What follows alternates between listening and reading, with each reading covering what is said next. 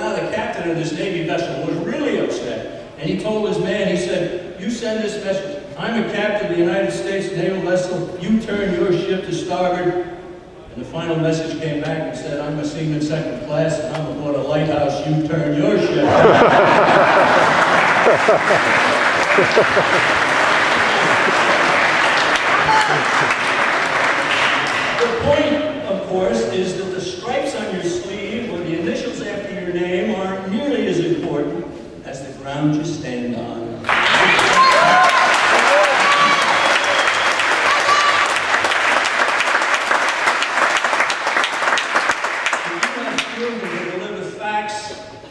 They're like the sailor at the lighthouse, who certainly has solid ground to stand on. What ground does our nation stand on? Constitution. Officials of our nation's government sworn an oath to the Constitution. Practically all of them immediately put it in the bottom drawer and go and do whatever they please.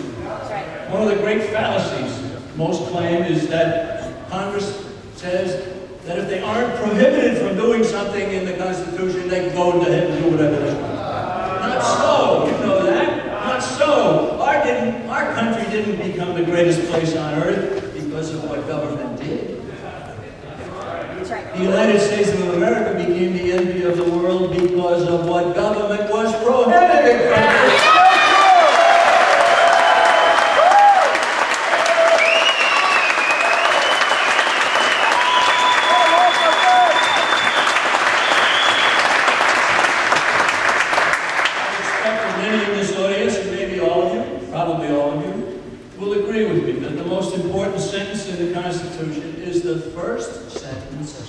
after the preamble. Article 1, Section 1, Sentence 1 says all legislative powers herein granted shall be vested in the Congress of the United States.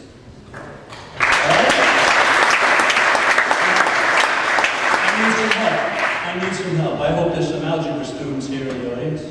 Please help me out. If all lawmaking power is in the legislative branch, how much of it is in the judicial branch? All the rest of it.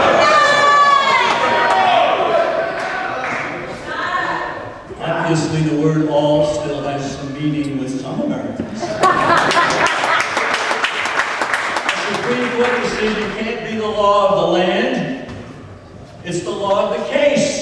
And it binds the plaintiff and the defendant, period. Most decisions of the Supreme Court should be, it's not a federal matter, and forthwith send it back to the states and to the people themselves.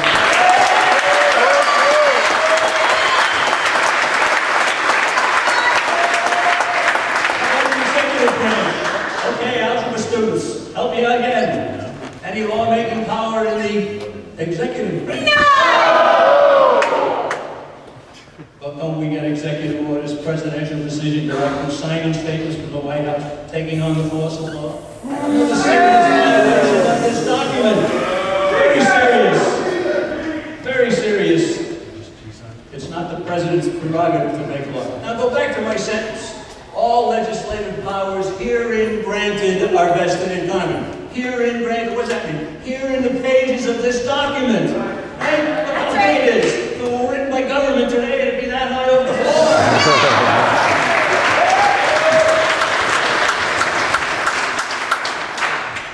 Is foreign aid herein granted? No!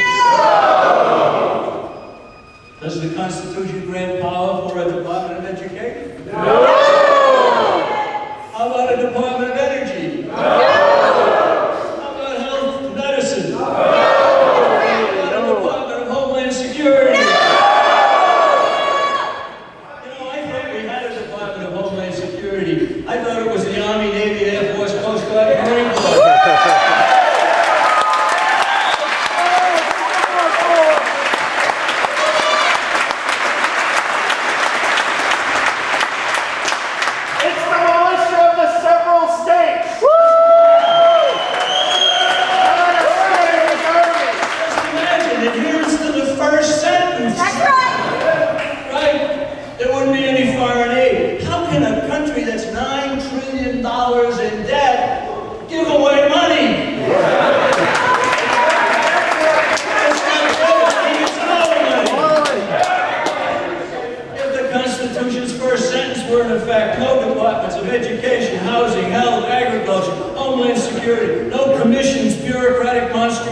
Monstrosities and other meddlesome agencies that harass our people and out of